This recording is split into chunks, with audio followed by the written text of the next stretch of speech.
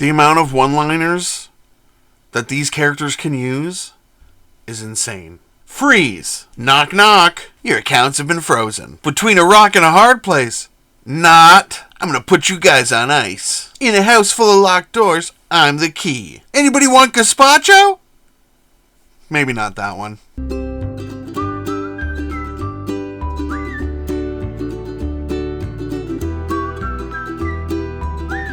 Hello and welcome to another episode of Blastercated Painting.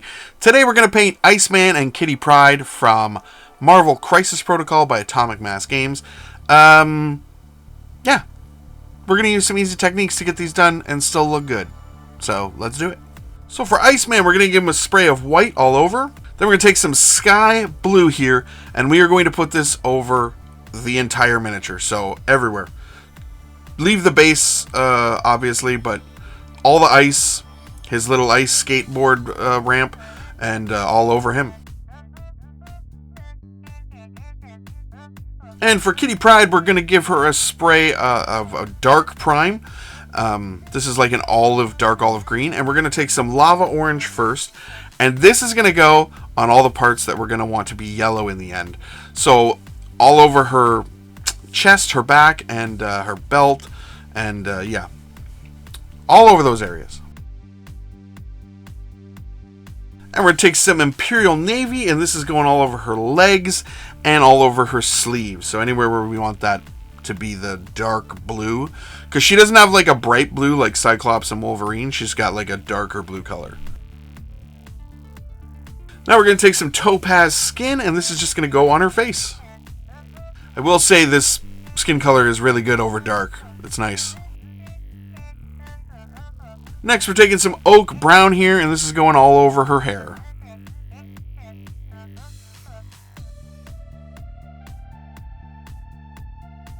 we're going to take some bright sapphire. We're going to jump back over to Iceman. We're going to take our makeup brush, and we're just going to dry brush all over the entire miniature. So, all over him, all over his ice skateboard, everything. Just get in there and dry brush as much as you can. You can do multiple layers of this, and we're just bringing up all the raised edges.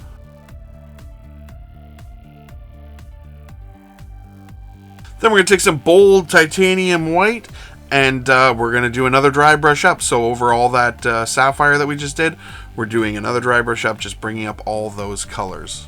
So the thing about dry brushing for this character that works is that like it's not going to be like a smooth crystalline sort of ice. It's more of like an ice, in my mind, of like out in nature where it's like pitted. It's not completely perfectly smooth. We're going for kind of sort of that look. And we're going to take some Pilar Glacier, and this is going to go over the entire miniature. I remember when this contrast paint came out and I got it because it came out in the second wave of contrast paints. And I thought to myself, what on earth am I going to use this for? Because it's so thin.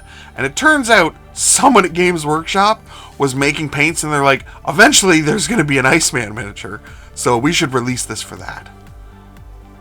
That's the only way I can think. Anyway, it's going over the entire miniature, and this is a really thin contrast paint, so it's going to deepen some of our blues that we just took away with the dry brushing, but it's going to keep our dry brushing. It's more of a glaze than anything, but in the end, it looks really nice, and honestly, this step is done, this guy is done.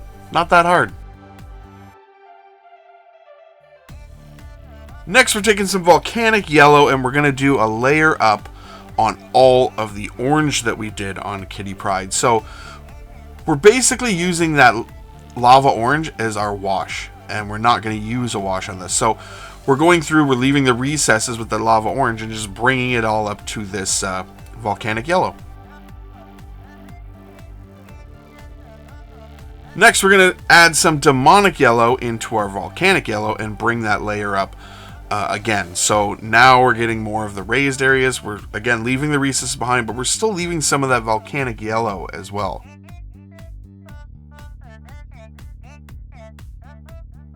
And we're going to add some ice yellow into our demonic yellow, and this is going to be our last layer up on her yellow. And this is going to be a very bright layer. So we're just basically looking at the more raised areas and the more higher up areas on the miniature.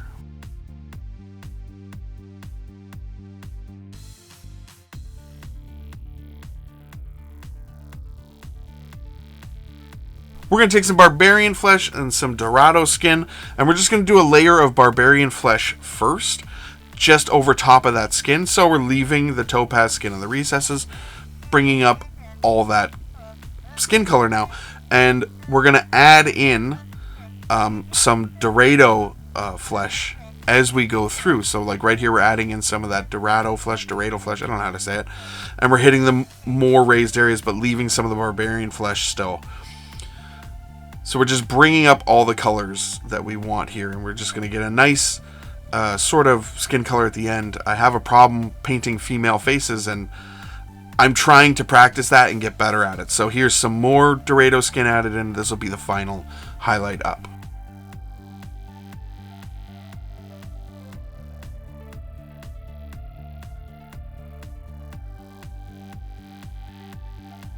Also, have you guys been watching X-Men 97? It's nuts. Like, I really like it. There's some fun episodes that like remind me of the old show when they would kind of do a one-off. And then there's like some heavy stuff that happens, but man, I think they've done a good job.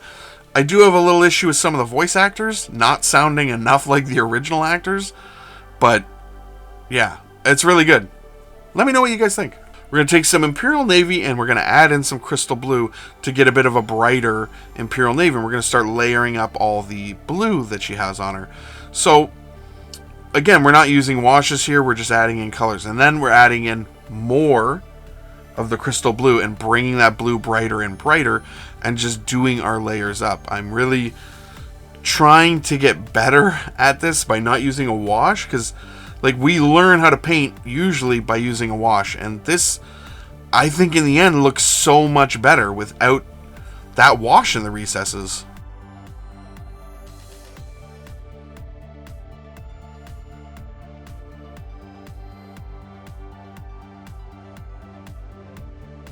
And we're taking some fur brown here.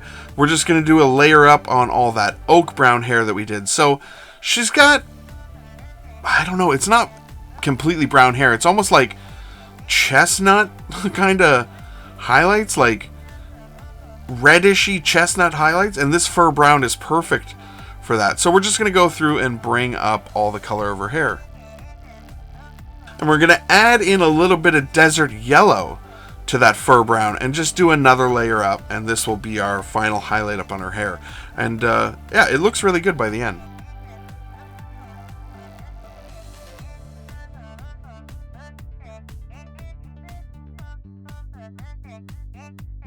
Next, we're going to take some pure red and we're just going to put this on the X-Men emblem on her belt.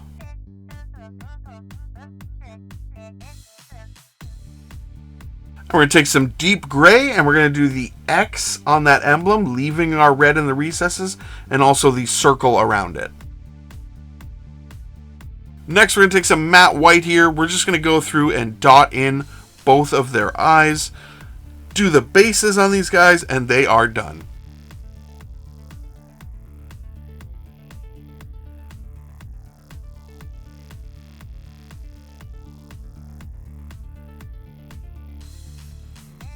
Here they are all finished up. I do want to do some more work on his base and add in some snow effects and stuff like that just to kind of blend it in so it's not just an ice chunk on cement. But he turned out really well. And here's Kitty Pryde all finished up. I'm really happy with how she turned out. Her face is a little bit darker. Her eyes are kind of bright. I really like, she kind of has like a sneaking around look. What do you guys think? Did you pick this pack up? I had a subscriber at Adepticon ask me to paint Iceman when I was going to do it, and unfortunately, these miniatures were delayed in Canada for like 2 months. So I finally have a hand on them, and I finally have been able to actually paint them. So hopefully you're watching. This video was directly aimed at you. I didn't get your name, but there you go. I hope you enjoyed it. Please let me know in the comments below how you guys planned on painting your miniatures. Iceman just seemed like a no-brainer of how easy he could be. I was going to use the airbrush, but I really wanted to make it accessible for you guys. Like, not everybody has an airbrush, and I thought this was just a really good way of doing it. Either way, thank you guys so much for watching. Please like, share, comment, subscribe, all the YouTube stuff. You guys have a great day.